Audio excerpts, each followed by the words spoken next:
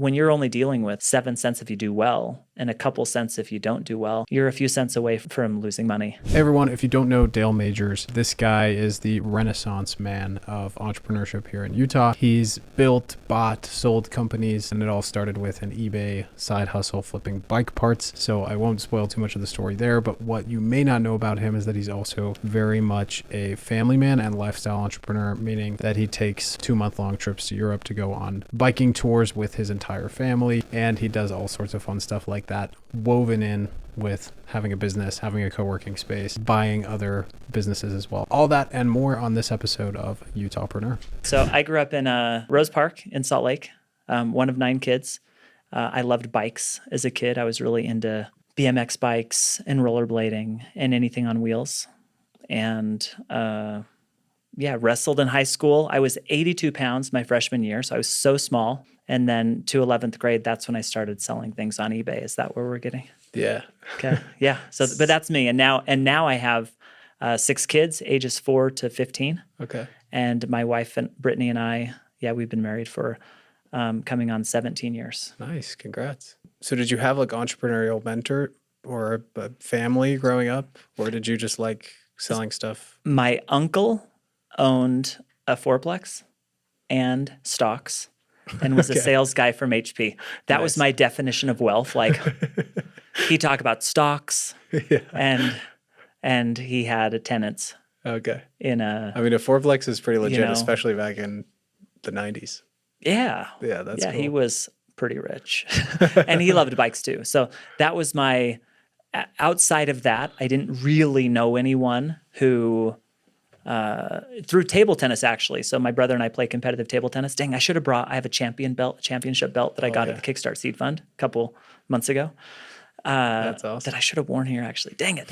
But I met some interesting people through table tennis. Like a guy that I met in table tennis, fast forward several years, he randomly lent me like a lot of money for a deal. Wow. Which was awesome. So table tennis was a bridge maybe to meet some more interesting people. But in my like immediate growing up, I didn't have any, I think, super poor on entrepreneurial influence. But the further I get away from it, very rich on just good people who were very intentional, living good lives. I think it just didn't translate into economics, but like several of the most successful people I know from an all-around perspective, I grew up with around in Rose Park. Very cool. When I was younger in my 20s, I was probably like, I had no like influence to business or whatever. So like maybe I'm even more self-made. No, I had these parents that were, economically just fine and not challenged, but there was no like wealth in our family, but like a lot of wealth in just being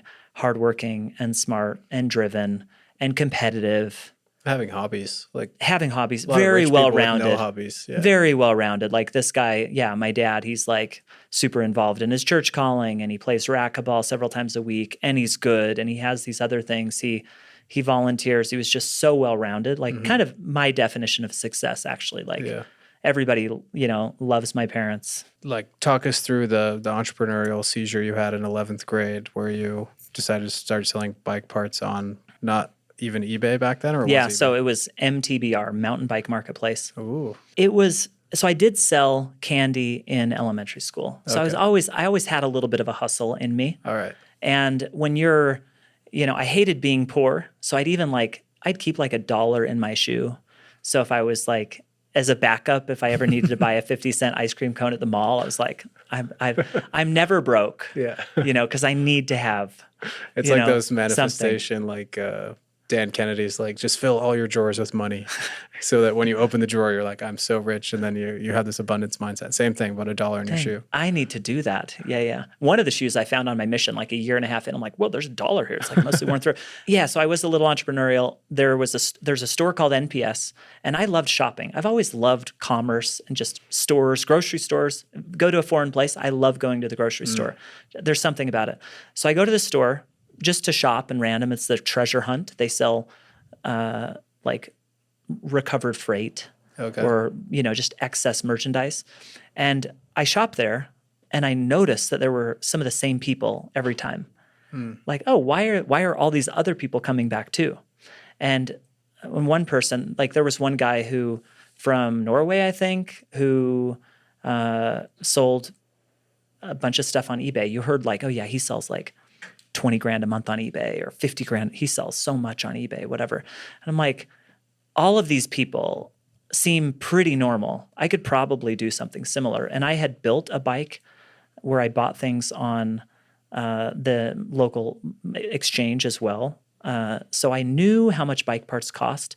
So I thought, oh, I could do this. I'm on MTBR. So I made $60 a week at the time as a janitor, cleaning my dad's, where my dad worked.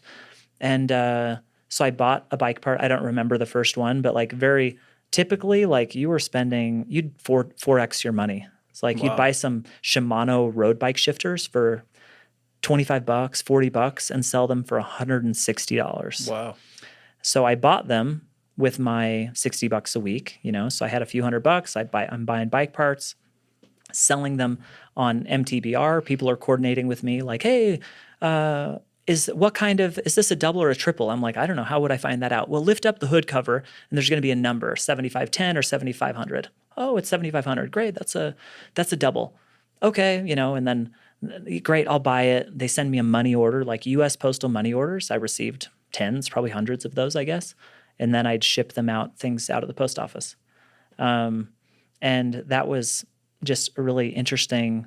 So I got a bank account. I went to the bank with my money to Mountain America Credit Union, and they gave me a bank account with an overdraft. I'm like, what the heck is an overdraft? $500. What's an overdraft? They're like, well, if you spend more than you have. And I'm like, that is awesome. So it's like a loan. You're giving me a loan. So I got a $500 loan. And I would start to I'd find bike parts that I liked. And anyways, so I would buy stuff and I would go and just max out my overdraft. Okay. And I was buying stuff, reselling it, getting inventory. And on all of these things, this is early days eBay, you didn't have to have much of a brain. And my dad actually, he posted the pictures for me on, he had a digital camera and he took the picture for me and then provided them. And after I got busy, I'm like, wow, I'm really good at buying this stuff. Maybe you could list it. And so he listed it and I gave him a commission. Okay. So we were like rolling. All I did was buy stuff, max out my overdraft, buy things. It was so fun. Spending a couple hours after It was work. a side gig. He's spending a few hours a week. But we both, I remember there being pride with us looking at our eBay account. Like, whoa, we sold $4,000 in the last 30 days. So you run this for a couple years until you go to college, I assume? So I ran it in high school, and then it was so I went on my missionary service, and the big thing was I got to pay the $10,000 for that. So talking to my dad, like, hey, I'll just buy a bunch of stuff. We'll keep selling it, and this can pay for my mission. And then you can keep listing stuff while I'm gone and whatever. And that's what happened. So it paid for my mission. It mostly fizzled out. They actually sold titanium rings for a while from my uncle, and then it kind of fizzled out. I get home from Portugal, and I go to the garage and there's still some stuff on shelves. And my sister gave me a $2,000 loan actually. And I just started buying stuff again. That's how I went through school, and it was always a hobby. And I did a year of multi-level marketing. Okay, which company? New Skin. All right. But it was Pharmanex, vitamins. Okay. The biophotonic scanner, scan your hand, see your carotenoid levels, Nice. Mine were sky high from my, in Portugal, I guess I ate a lot of antioxidants because I was off the charts. I was so healthy. But I had my scanner and then I went on a bike trip. I rode from Canada to Mexico and lost a couple people in my downline and had this epiphany of Dale, you hate multi-level marketing. You hate it. Why would you do that? But you're not a quitter. But you love the idea of freedom from business and creating something and residual income. So I loved all the messages that they kind of use to try to, manipulate people into sticking with something where there's a very, very, very small success rate, right? Yeah. The house wins, I think, a bit more in multi-level marketing than all of those that participate just from the odds. I did a deep dive into what differentiates all these legal ones that continue to operate and the ones that don't. And the big thing is there's no differentiation in the product, and the economic reality is that you're getting paid more to recruit than sell. Yeah. So I'm sure both of those things kind of rubbed you.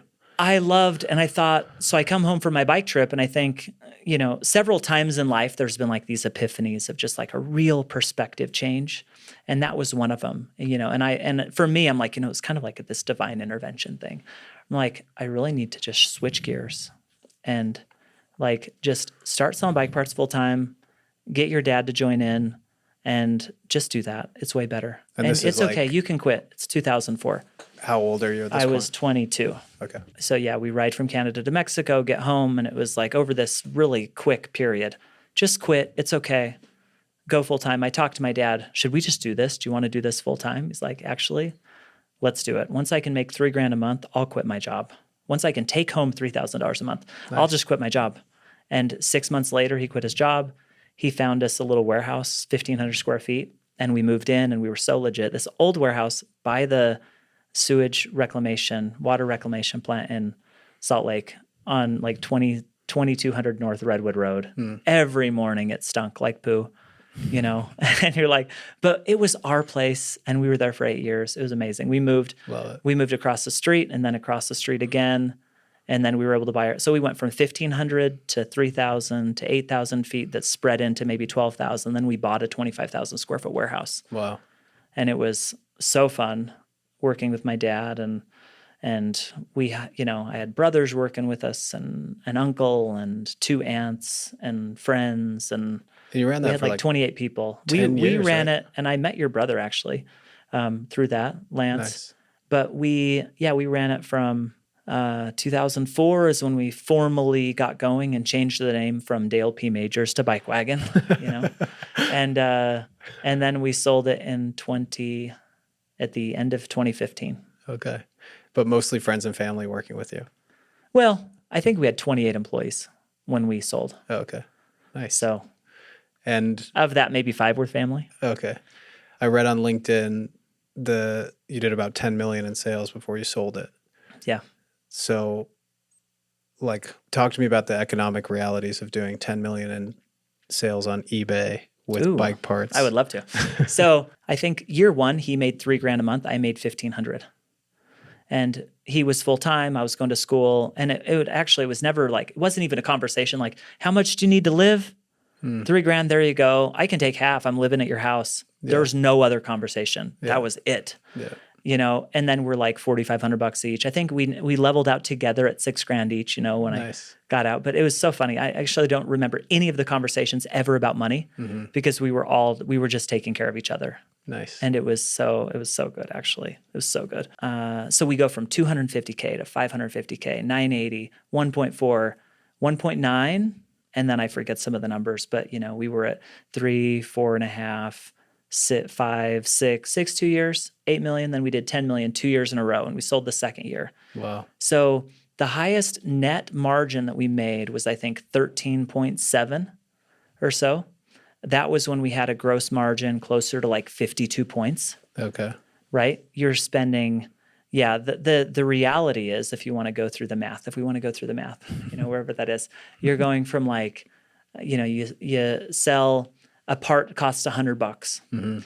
It's going to cost $54 in cost of goods sold on average. And that over 10 years increased by $10. Okay. It used to only cost, when we first started, it was like $44. Yeah. And then it was closer to like 56. Okay. But you're going to you lose 56. So you have $44 left. And then 12 goes to shipping. So now you're down to $32. 32. 13 goes to payroll. 32, that's 22, 19. 12 to shipping, you're at 7. Did we take marketing out? Marketing's usually 10. Wow. So if you do well, you're going to make 7 points. Yeah, that's the reality. If you of being a say, retailer. look, you know what, payroll, we're gonna be so lean and efficient, we're gonna get payroll down to 9 or 10, right? Shipping, good luck. There's not a lot of control. But we had people, we had the most amazing, we had like the highest caliber shipping crew that you would ever meet. One of these guys, Olam Taktagan. He changed his name since because he moved to America. and took on his wife's name actually, which is kind of funny. Nice. His last name's Jensen now. But he was so sharp, and while he was learning English, he worked in our warehouse, and he like knew he could like sense how much a box weighed, and we knew like what type of box to put. You know, there were all sorts of decisions you could make that would save you a couple bucks per package. Nice. So having brains in the warehouse could save you like $1,000 a day. Wow. Instead of just like throwing it in any box, because there's dim weights and all this stuff.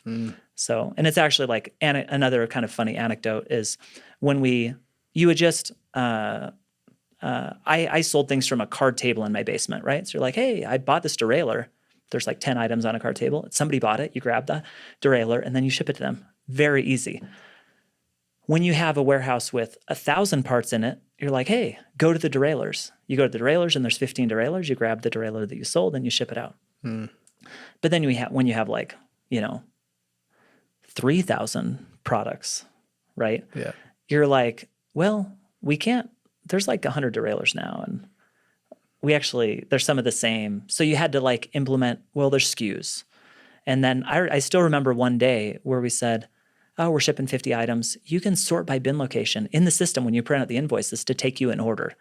But it didn't really matter to that point. It would have, but there's really just, there's a lot of systems that you have to implement over time based on the complexity. So and they break every, 10 and they break or they become 10%. irrelevant and you don't. Yeah. So I could go in. That's why there's just a lot of, it's an interesting, fun thing because you can't say, oh, you should do it this way. I don't know how you should do it because if you're only doing 10 things, like there's probably a lot of complexity you can cut out. Yeah. But if you get a lot of stuff, then you probably need to add a lot of complexity into it. Started measuring how many items per hour we shipped. And at first we're like, oh, actually like a time study. Oh, they're shipping 8 orders an hour. Wow, it takes 8 minutes per item that they put out. Maybe, let's start to, how could we do better? And then we started measuring it and we changed the shipping line a little bit and we got to 12. Oh, that's cool, an improvement. Over time, lots of different changes. We got to like 22 orders per hour on average. But you would have people that were just picking and they needed to pick 100 items an hour, and people that were just packaging and boxing, people that were just processing. So it was really fun to go through a lot of that from, hey, I used to just ship or I used to just list products, now to like, oh, it's more efficient to have somebody so they don't even have to turn. So they can just send it right through the line, right on the line. They package it translates to like and do the thing. More money on my paycheck. And that's all. Yeah, you have to do it. You have to. It'll all translate. When you're only dealing with 7 cents if you do well, and a couple cents if you don't do well, you're a few cents away from losing money. Yeah. And we always cash flowed. Every year we were profitable. We never lost money. The biggest help to us was when we finally realized to look at it in those buckets. Because it's hard when you start up to be like, oh, everyone always needs to make more money. Yeah. So you're like, well, if we've got the profits, if we have this, then we should probably pay more money. Yeah. But then you say, no, actually the business, it can support 13% because cash flow covenants with the bank, you have to meet this, whatever else. The business to be healthy has to make 8% interest, period, whatever that is. It has to make it. So payroll can be 12%. You can have fewer people and pay them more, but you just can't put infinite money into that bucket. Yeah. And if freight costs go up, then you're going to have to find it from somewhere. Yeah. So it was really kind of a fun foundation I wasn't all that interested in school because I didn't feel like it was super relevant to me. Yeah. And this was very relevant education. So I realized I was so interested in all of these different things. Did you end up finishing school? No, not yet. I have 7 classes left. Yeah. You made it farther than me. I was the same way. I was like, seriously, this TA is grading my paper on marketing and advertising, and I'm here learning marketing and advertising in the real world, and my grade is if this business is making money or not. And you bombed me. Yeah. And I didn't even do that great in school. Yeah. And were you selling on exclusively eBay the entire time? How did you end up splitting the sale money with your dad? Was there anyone else that was a partner in there? So we were 50-50. Yeah. Nice. Yeah. Very cool. We were just like, hey, we're 50-50. And years before I had talked to my dad about like, what's your number? Where do you want to be? Because you're retiring soon. And we didn't think we were going to sell the business. So it was nice because through the sale, we were able to get him like more than his number. Nice. Yeah, it was a good experience. And that was another one. It was nice to sell, but also I think people undervalue the work that goes in to create a functioning business. There's so much work and there's so many little things and expensive lessons that you have to make. So more and more, it makes me realize the value of buying an existing set of problems that's been figured out. Yeah, even just not having to source the one person that happens to be very good at this random thing that you didn't know. Yeah. That would have taken you 2 years to get, but buying that, the person's already shortcutted that for you. Yeah. Talk to me about what are multiples on a business like an online retailer selling through third-party marketplaces? If anybody's listening and is in a similar situation, what could they expect to sell for someday? Well, so backcountry.com, I think I knew they were over $500 million, but I think they actually they may have even gotten over $1 billion in revenue. Wow. They were not successful financially, and their last sale, I think they sold for $70 million. Wow. Right? They're in internet retail is very much hammered at the moment. There's a lot of people that the model is just with Amazon is continuing to get dinged pretty bad. If people are starting with a margin of a 50 margin, if you have your own brand, you buy yourself 20 more points. Yeah. So it makes it a lot easier. So in retail, and I don't know how retail is different than a brand. You probably have a little bit more of a multiple with a brand, but more than industry, I'm more familiar with just EBITDA ranges. Yeah. Right? Like if you have, $500K to $1 million in EBITDA, like you might be in this, like whether you're a brand or a retailer with a decent business, you might be like a 3 to 4 multiple, 3.5. Yeah. If you're if you're 500K to $1 million, $3 million. I spoke with somebody else who was more of a retailer. They got a multiple at 3 million of 6. Nice. And that was in better capital times. So, maybe that's 5 now. It's more the earnings range. Yeah. Does that include inventory? No, it's always plus inventory. Okay. And when you're doing due diligence on this kind of business too, especially once it hits a broker, it's amazing how often these businesses have been optimized for. A lot of times they'll talk about seller discretionary earnings, so SDE, and that's like, hey, the founder he gets to add his salary back, and and cell phones add that back too. So it's like the most stingy business ever. You're going on that number, so you're like, well, if you are like a monk or something and you're going to run this business and never travel and never do anything else. Like this is sometimes you see things like that and you're like, this is just a lie from the beginning. So if you're not a savvy, if you don't understand what it would take to run this thing, even similar, we're in my co-working space, right? I see another building for sale and they're doing it based on rents, not considering a lot of the management fee where you're like, that's not a real cap rate. Like you're going to have to pay somebody a few $1,000s to go and do what that person's doing. So instead of being worth $2.8 million, it's worth 2.2. Yeah. Got it. So you see a lot of that in these. I've looked at, I don't know, probably 30 of this kind of business for sale. We're actually doing due diligence on a business right now that hopefully we buy in the next. That's very similar to BikeWagon. 1 month ish. Okay. Yeah. Ish. Complicated. Kind of crazy, interesting but what to look for. Complex. Yeah. Which is kind of comforting in ways because it is a moat too. Like it was hard. It'd be hard to just jump into a business like BikeWagon that's established and run it. You're like, oh my goodness, there's all these people doing things that they know they need to do from years of experience. Yeah. But you would think that you could maybe just not do them. Yeah. Inventory optimization, for example. Like anyways, there's all sorts of things, but yeah. You know what skeletons in the closet to look for. Yeah. Hopefully. So, we'll have to do it. I know a certain brand of skeleton to look for, but I'm open to the fact that there might be, ghosts and whatever it is, and demons that I have never seen yet. Yeah. Okay. So 2015 comes around. You get an offer that you're happy with, your dad's happy with. Mm-hmm. Sale goes through. What's next? I started sleeping in. Nice.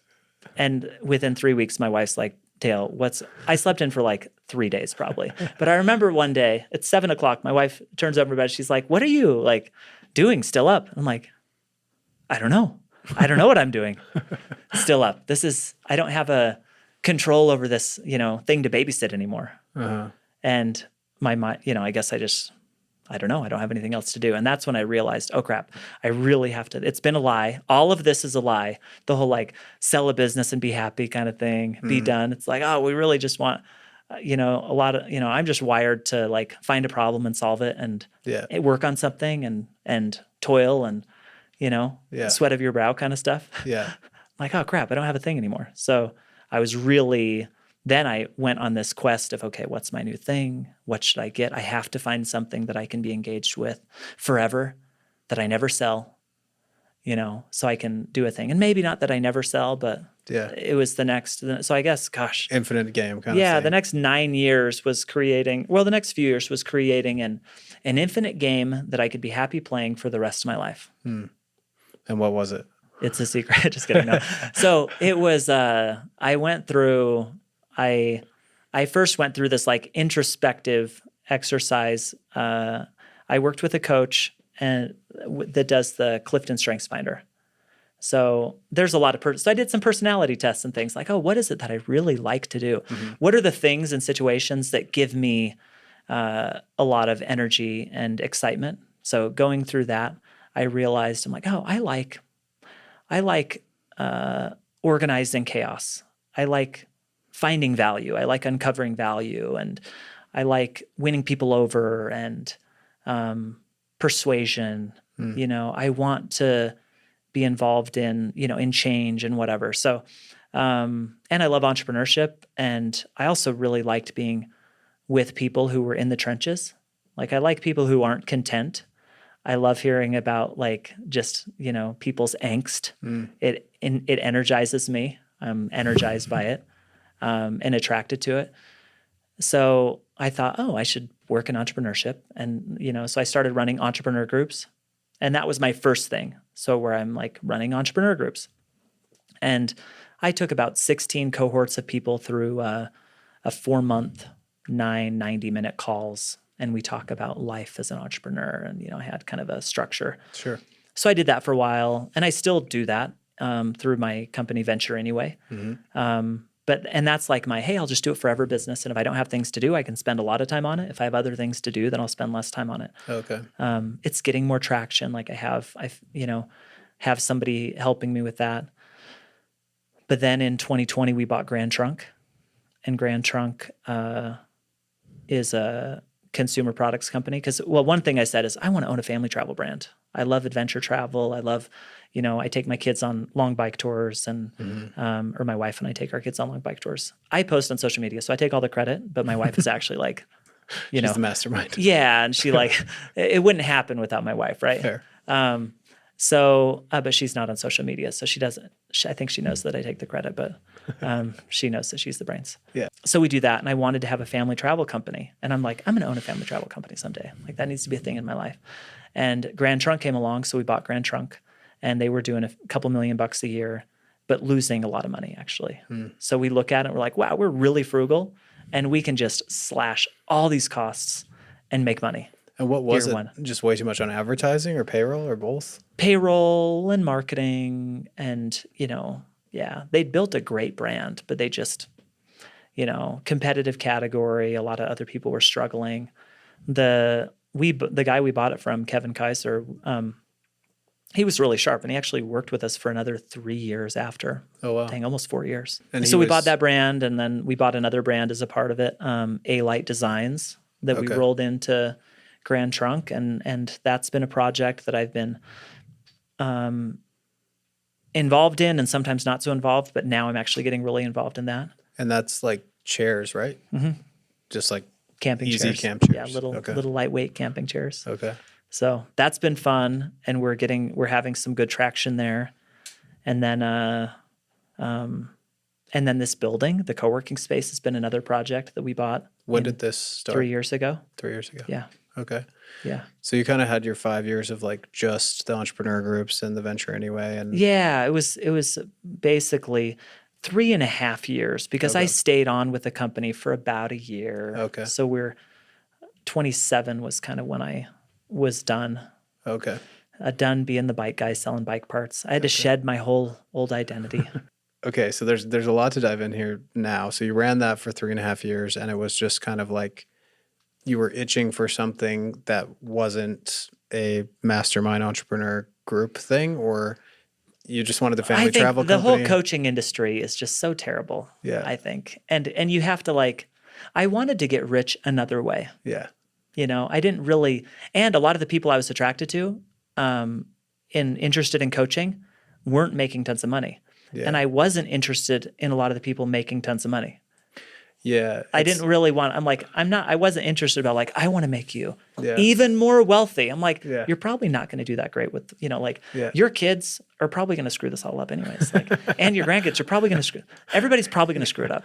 Yeah. So most people are probably just going to screw it up. So I'm just not that interested in that, but making it so somebody can have a better lifestyle, Yeah.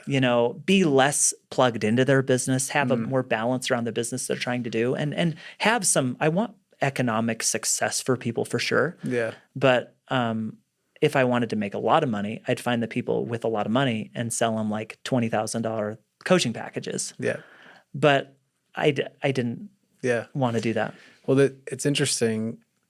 I think when your sole income is from coaching, it does a lot of things to you psychologically that you don't want, in that you feel like you have to become a persona, or you're like, okay, I'm running a business, I'm helping all these people with their businesses, but like, am I still running a business? Like, Yeah.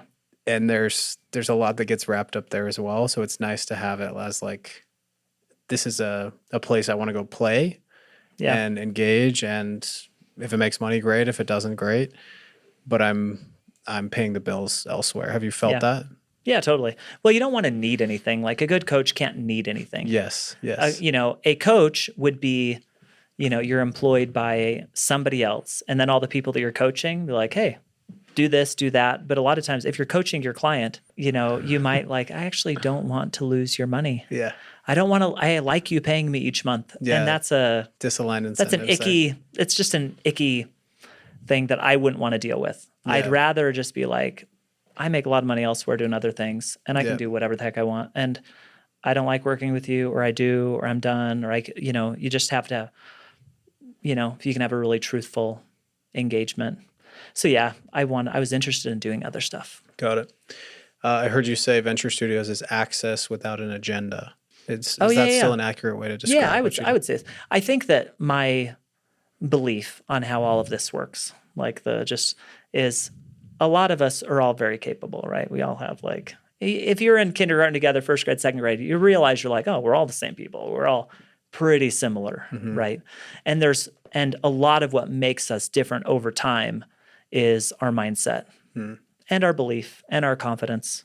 And those are the things that make us different, right? So if you are... in terms of where you land in life. Meaning, hey, you're only good enough to make $12 an hour. You're going to look around at $12 an hour. You're like, hey, this is all I see. Yeah. You're going to be like, why would you ever, you're a rock star. You can do anything you want.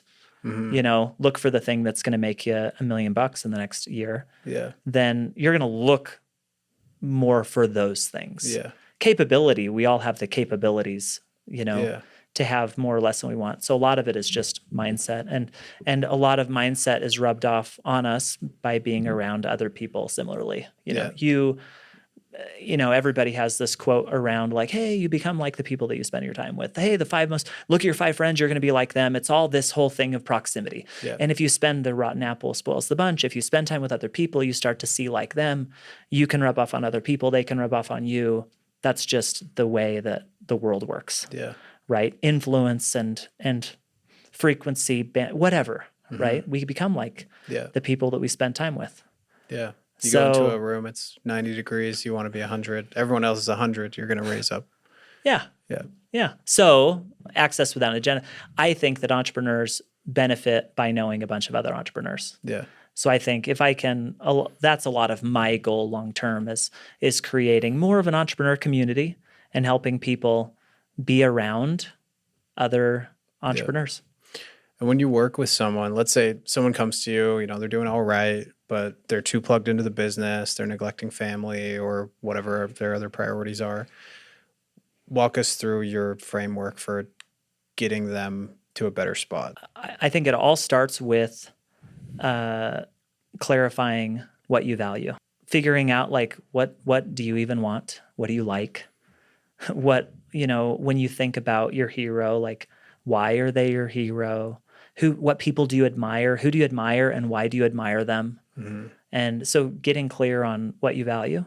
And then figuring out, well, so how do you spend your time now? So values, time. How do you spend your time? You know, that's your strategy now.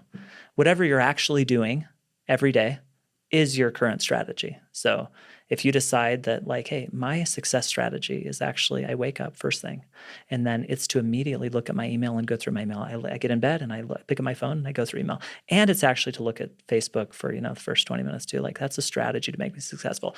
No one ever made a strategy like that, but it's a lot of people's strategies, right? Fair. The best strategy is to 30 minutes before bed to just scroll on your phone and randomly let in anything you want, anything in the world from the most powerful advertisers. I would like them to influence my dreams for the next 8 hours. You know, like no one would ever create deliberately that strategy, but it's the reality of a lot of people, right? Mm-hmm. It's like the best strategy is that if people can consume social media while on the toilet, then they will be more successful. Not really. It's not like the thing that you would do. Do you get my point? Have I nailed it down enough? Yeah. So I think it goes down to like the time. So what do you value? How do you spend your time? And it's cool. So I've got a 13 and 15-year-old. Well, an 11 and 15-year-old that I'm going through with. There's a CBT book, Cognitive Behavioral Therapy. Have you heard of that? A lot of psychologists, like therapists, will use it. And I had never gone through it before. But I'm like, oh my goodness, this is like a lot of the stuff that it's a lot of self-help stuff. Yeah. Like in the 7-week program, like that's what we're doing is, hey, we're going through the values, and then hey, here's a time inventory to go through and just find out. And then what are the things that?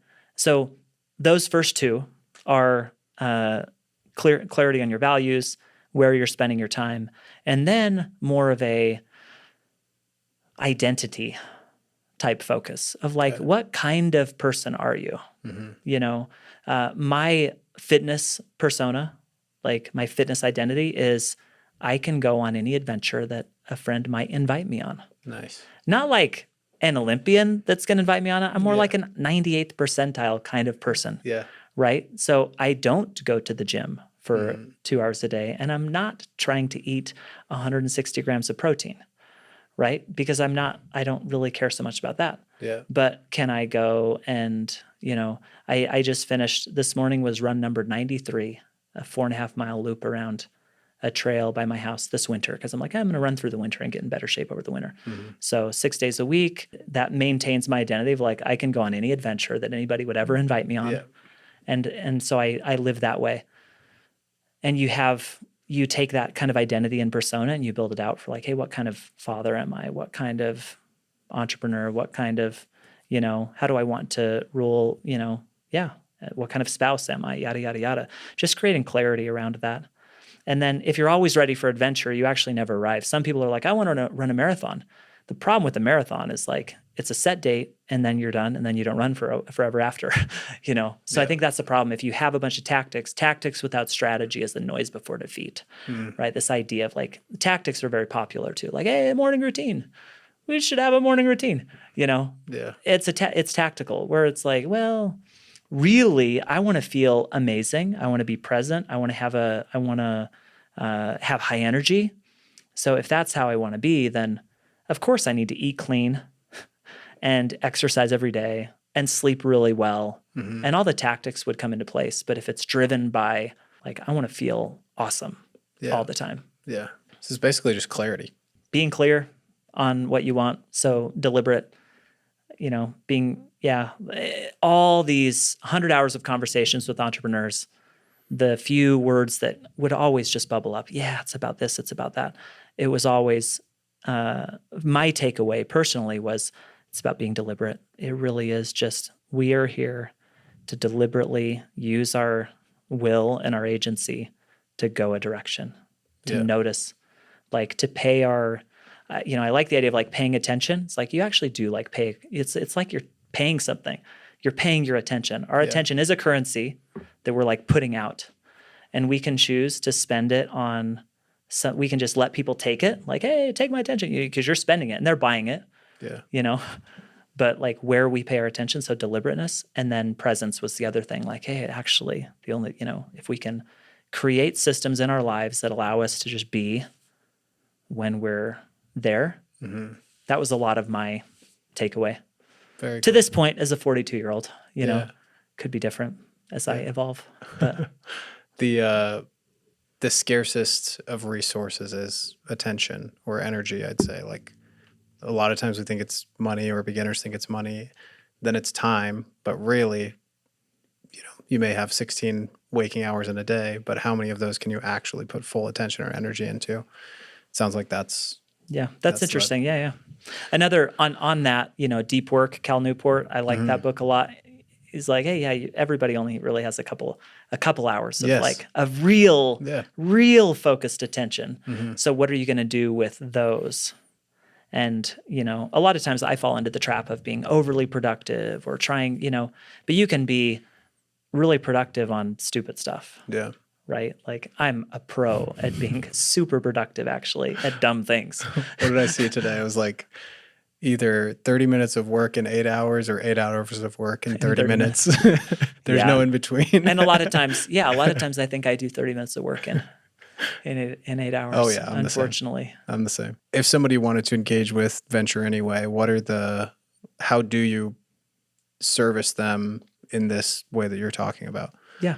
So first you go to ventureanyway.com/pledge. All right. And you commit to giving an hour a month to another entrepreneur. Oh, okay. And that's really where I'm like, I'm excited about that. And we have this way of people being able to submit requests, like mentor requests, which I think is cool, because people are signing up and saying, hey, have you bootstrapped a business? Have you sold a business? Have you done this? Have you done that?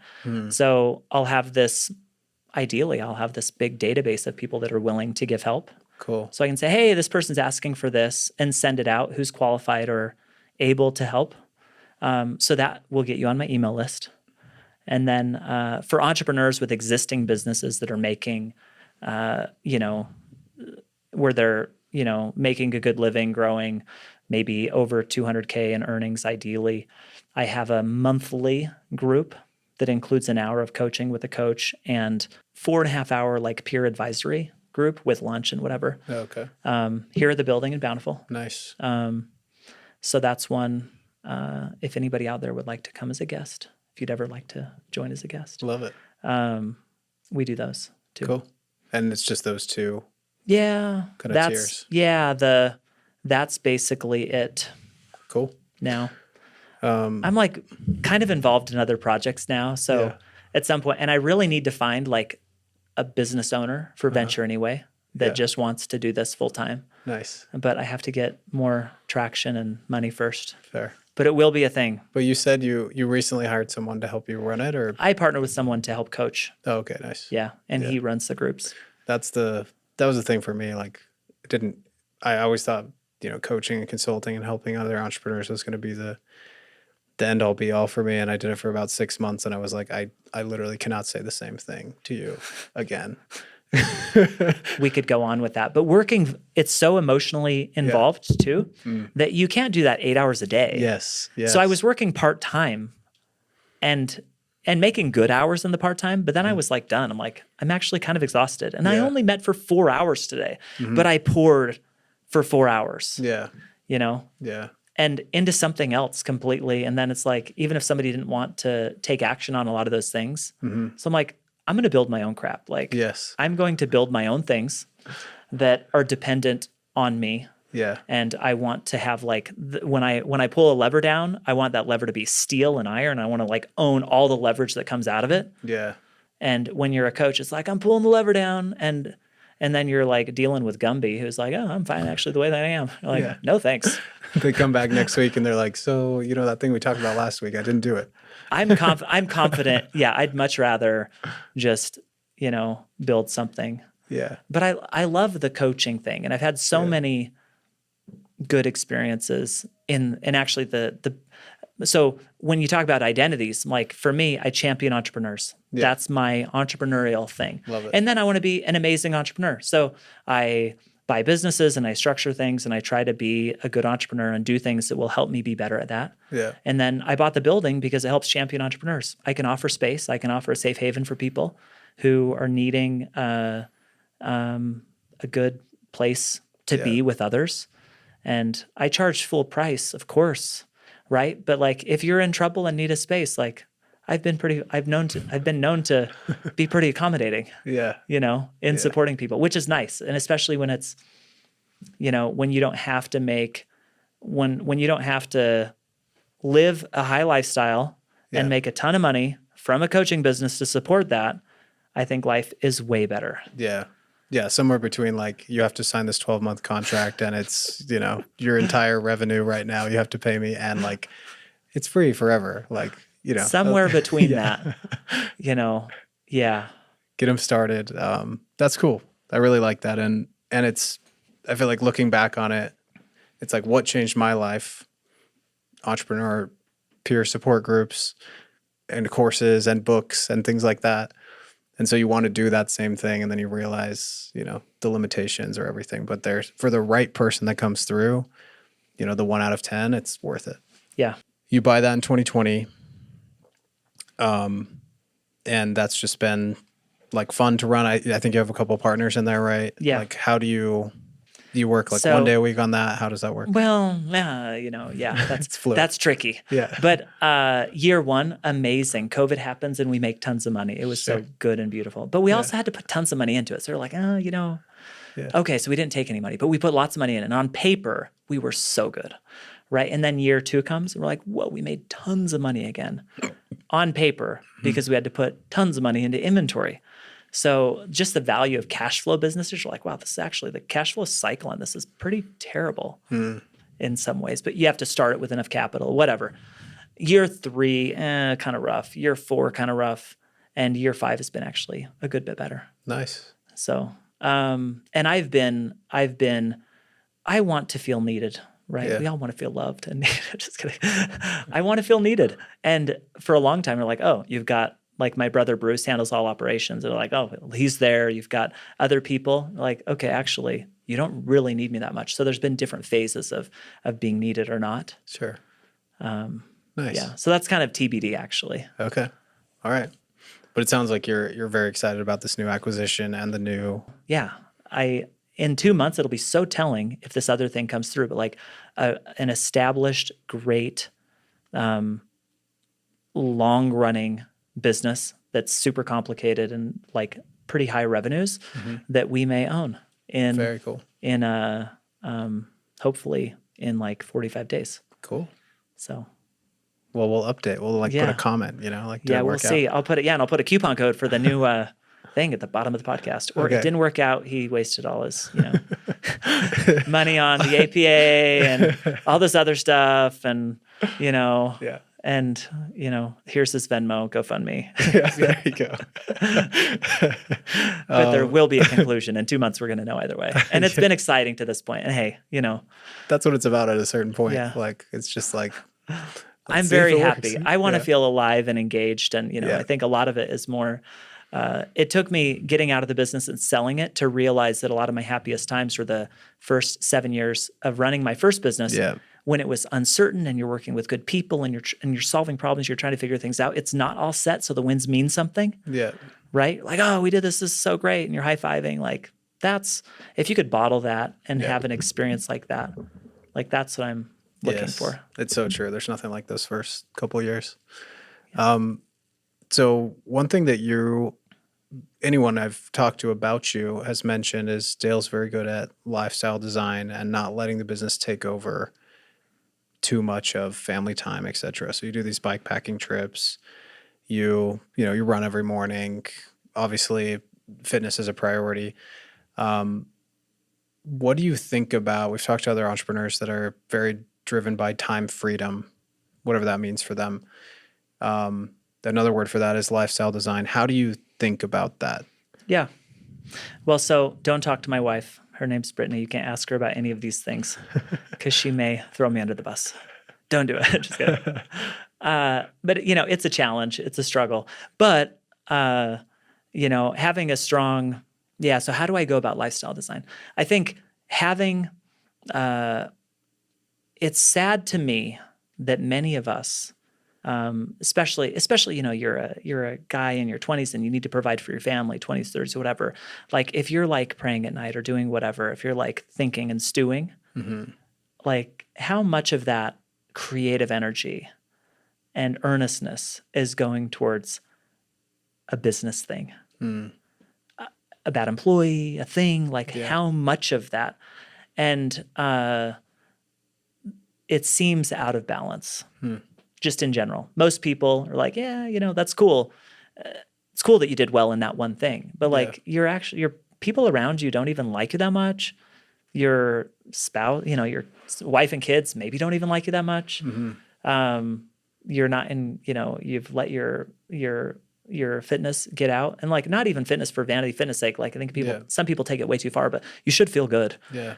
You know, health. And just being healthy. And culturally, no one's ever asked me to go to lunch. We're like, Dale, I'd love to take you to lunch. I've been dying actually to take you to lunch to talk about, you know, how you like parent or how you do really anything else. It's only been, can we go to lunch and talk about entrepreneurship to make more money? There you go. Can we do that? Okay. Can I take you to lunch to do this thing? Can you meet and talk to me about this? Nobody talks about any of the other things, you know, that I'm like, decent at in other areas. So I think culturally we care about way too much, and that's just societally, money and whatever, that's the magnifying glass. So if you want to like just get the easy attention, you win there and then you're fine.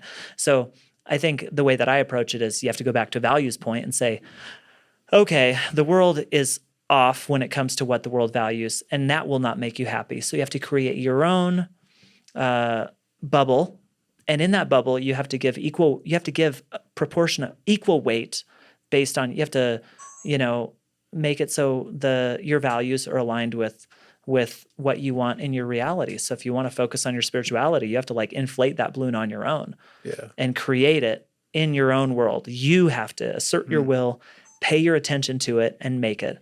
And so almost being more broad in your approach in my spirituality, my family life, my fitness, my intellectual pursuits, just to live a full life. Like I'm proud that I've studied French every day for like 7 years, you know, and I can speak poorly, like an uneducated, you know, 2-year immigrant maybe. There you go. You know, in a new country. But I can maybe not 2 years, 17 months, 15 months.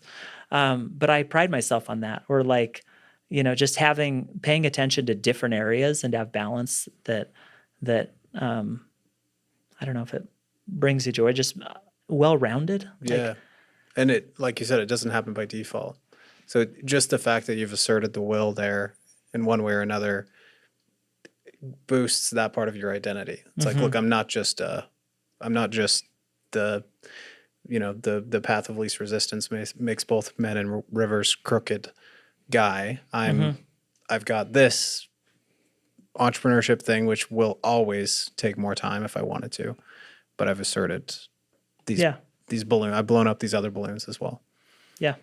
And I wasn't thinking about this, but kind of another simple 39-second anecdote might be, and I thought of this coming home from my run. There's like, you can be like the person who goes on the city bus, you know, and just like city bus tour guy, and you go around and they're going to take you to every chocolate shop that's not even good and other things because they have an agreement with the chocolate shop person to like sell you things, and they make a commission. And like they're going to take you around and take you on the ride. You can go and you're going to see things. Yeah. But you will not have any understanding of how you to get around, seeing the right things that you want. You are there.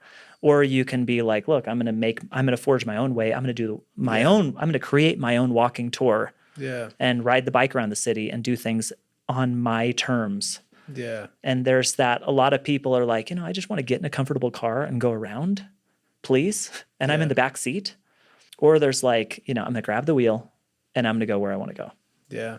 I think that's the difference. It's kind of like, it reminds me of working with certain professions that are like fiduciaries, right? And a lot of people just absolve all their responsibility to that person and trust them because maybe they just want to not think about it. But it's just so apparent that the older I get, I'm like, you have to advocate for yourself at every single turn. These people aren't thinking about the same incentives that you're thinking about, even if they say that they are. Yeah. And it's the same idea with a vacation or a lifestyle design. It's nobody else is going to do it for you the way you may get lucky every once in a while, but really it's up to you. And someone may take care of you too, or they may rob you blind. Yeah. You can lose a lot of money investing in different things or just not being in the driver's seat. When you just let somebody else drive with their own agenda, you can get, hosed. Yeah.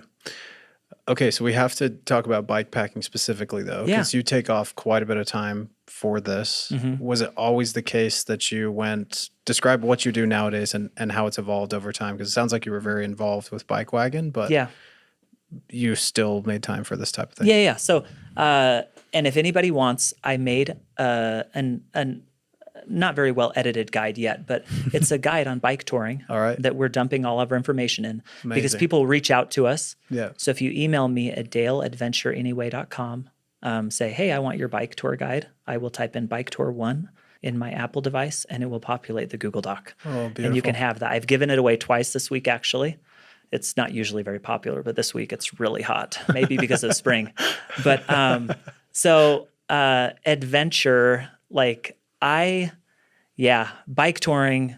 I rode from Canada to Mexico, and it was this amazing, life-changing thing. I gained more confidence. It was so fun, and you're out and about, and you're free. There's just a level of, it's a beautiful experience. And my friends and I said, hey, if we're still single in 2 years, we're going to go to Europe. And we were all single 2 years later. Nice. Who would have guessed? We were just single and available. So we left to Europe for 2 months and we rode from Amsterdam to Lisbon. And we zigzagged. We saw the Tour de France. We stayed in Barcelona for a week. We did the running of the bulls. We were just all over 3,500 miles. Beautiful thing. And then when I got married, my wife was kind of into it too. Wow, this is kind of crazy because that's usually wouldn't be the case.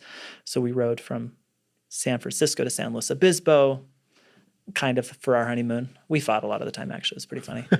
Well, not at the time. I think more honeymoons go like that than people want to admit. Well, so you may as well be bike touring. We were in better shape when we left, And it was 6 months after we got married, actually. Then we took our kids. We've done lots of bike tours. So we rode to Logan. We actually stayed in the spare bedroom of some random stranger we met that night. Wow. In Logan. Bad experience. We rode home the next day. Just one baby. Okay. Yeah, one baby. That's another story for another day. We rode 2 kids from San Francisco, from Seattle to Crescent City, California. 600 miles? No, 450, 500, 700, whatever it was. It was 2 weeks. But it was terrible, hilly and bad and whatever. And then I had this thought, we found out about a trail system that rides all the way across France that anybody can do, super easy and way less adventurous than you think. You can rent bikes and stay in nice campsites and really amazing everything and so go through towns. It was so cool. And I thought, well, we should go for 2 months. We should go for 2.5 months. We could make this happen. What do you think? And my wife's like, yeah, that sounds pretty cool. So we took our 1, 3, and 5-year-old and rode across France and into Germany, 1,200 miles. It was awesome and beautiful. We did that one twice, actually. And then last summer, so every other year we've done it mostly. And last summer we took a cruise ship to Europe, which I've always wanted to do, from New Jersey to Rome. But we got off the boat early. They let us get off early. They didn't even stamp our passports right. Wow. When we left, they're like, you weren't even here. I'm just not going to stamp anything. They did it wrong. But all my family and kids were all the kids are smiling there. They're like, we're just going to get through. The German guys, just go through. But we got off in Marseille and we rode our bikes up the Rhone River into the Alps to almost 8,000 feet. And then we rode down the Rhine River to the North Sea, to Holland, and then up to Amsterdam. It was a beautiful trip, camping, 3 months. It was so nice. How much are you working during that time? I didn't really work. I was not very needed with anything I was doing. So I kind of cut off the groups. I had the group end, And then it's really hard to work on that kind of thing too. When I did it at BikeWagon, I hired like an interim CEO, and I worked 15 hours in 2 months. Okay. So you were still available like daily for a couple questions kind of thing. Yeah. Got it. Yeah, at least a couple times a week. But the guy I hired was like in between jobs and learned, well, in between like CEO roles, and he learned tons of stuff, and he was way more capable than me actually. Like, very cool. Really good. There's always someone for that type of job, isn't there? You just write up the job post and someone comes through the Well, door. yeah, and he was a friend, and I was really lucky to have Nice. him. But yeah, there's a lot of, yeah. That's And cool. we had a good team. We Yeah. were more established. It wasn't too crazy. We did like, yeah, I remember being gone. It was cool because we were like, hey, we did $1 million month, Nice. you know, on selling And I was bike riding parts. my And bike. I'm riding my bike through Europe in my spandex, and So beautiful. the one thing I'm trying to picture here is a 1-year-old going on a bike packing trip for 3 months, 2.5 months. Yeah. How does that work? You have to be a little neglectful as a Okay. parent. No, not really. They sleep a lot.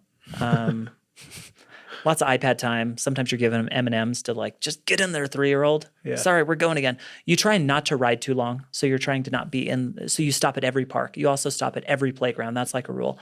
And a lot of our like mentality, the persona, we're like, hey, this is the trip for the bike trips or for the kids. This is a bike trip for the kids.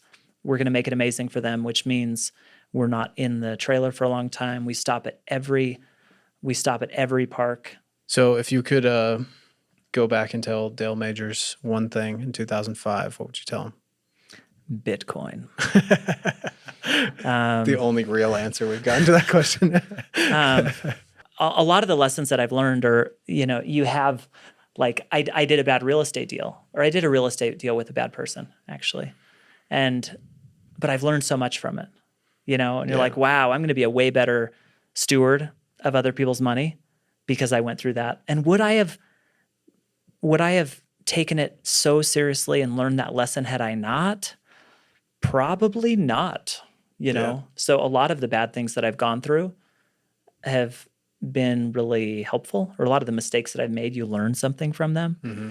So, and you know, I don't know if I'd want to be uber wealthy right now with Bitcoin even, unfortunately, because I enjoy the challenge. Like, I think it's nice to have constraints and something to win, you know, where you need to win. So even if I did put 30K into Bitcoin a long time ago and I was worth, you know, 400 million, I don't know if I'd be happier than I am right now. That's profound.